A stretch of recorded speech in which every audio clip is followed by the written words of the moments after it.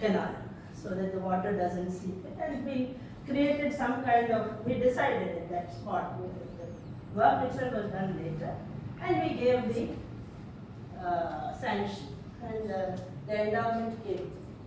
So this is an example where there is a situation where you don't have much time, you are expected to take a decision on the spot, but there are various stakeholders. All of them, there's no vested interest here, but all of them have different ideas, and we have to somehow find a solution which kind of takes into account all these different requirements and needs, and still take a decision which can come through very quickly. So this kind of multiple expectations is one reason why we do not always deliver. Administration is not always able to deliver as expected. The other is, money, as you know, is the best incentive, but this is relatively poorly paid. It was even more so in the early years when I joined service. My own salary was 2,200 rupees, which translates to, how much will that be in euros? 2,000 rupees would be how much? How many euros? 200, 300 euros? 30 euros a month. 30 euros a month. About 400 euros a year was my salary when I joined service.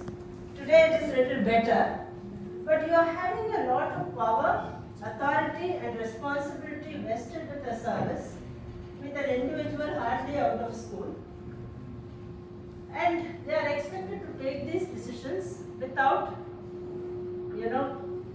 sufficiently being compensated, right? And this can be a lure to corruption. And corruption in India exists, and it is also pervasive.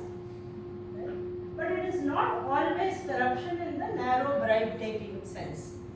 Bribe-taking corruption also exists in the country, petty corruption.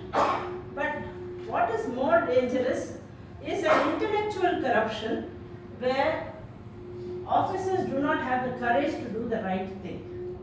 Officers sacrifice public interest in favor of any interest. It could be industrial interest, political interest, their own self-interest. And this can be done sometimes even within the ambit of the law. For example, when you do untrammeled land acquisition. So we had an instance in West Bengal, in a different state, where for a very legitimate purpose of building the lowest costing car, those smart cars which run around most of Europe, those tiny cars. So we had an ambition to manufacture nano cars, which is a very small, low cost car. And the land acquisition for that purpose resulted in a bloodbath because the farmers were not willing to give their land. So it is possible that corruption takes this form of actions which are against public interest, not necessarily against the law. So that is also one reason why this instrument does not always deliver. I told you we are generalists who move from sector to sector, but our tenures are not fixed. So you may stay in a place for say 4 months. I stayed in the Handicrafts Corporation. You may visit, there is a very nice showroom in Bamberg. I'll also speak about handicraft. I had as short a tenure as 4 months.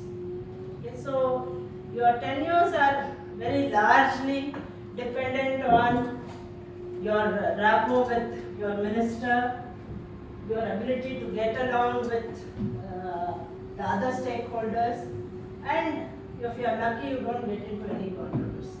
So the shaky tenures, when you don't have sufficient time to carry through an initiative, so that also renders us sometimes not very effective.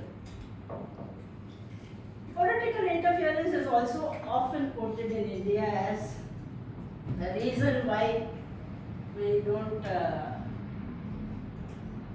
deliver, right? I myself myself have a very different take on it, because India is an elected democracy. Politicians are the executive heads, our ministers are our executive heads, and therefore I don't even believe that it's a kind of misnomer, political interference.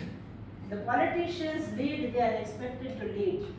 And if they are leading us in the wrong direction, it is the job of the bureaucracy. And you have now today, all of a sudden, this 10-year-old story of the post office scandal in UK has erupted. Right? You can look it up, it's all over YouTube and all over most of the newspapers. And one of the things which has come up is, did the bureaucracy advise the minister correctly? So one job of the bureaucracy is to advise the political executive correctly.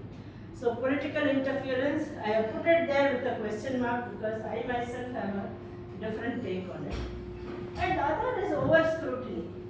So I told you we were very visible. We are a very visible service. But one flip side of visibility is that too many people are scrutinizing you. So you have the Vigilance Commissioner, you have the Chief Justice of India, you have the different courts, you have the right activists,